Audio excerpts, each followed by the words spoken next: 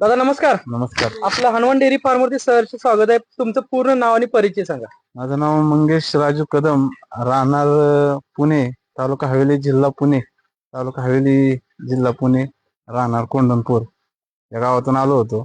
Hanuman dairy फार्मचा गेले 2 ते 3 महिने झालं व्हिडिओ पाहत होतो युट्यूब वरती. तर त्या ह्याच्यातून आमचे मित्र योगेश चोरगे यांच्या मार्गदर्शनाने आम्ही इथवर आलो.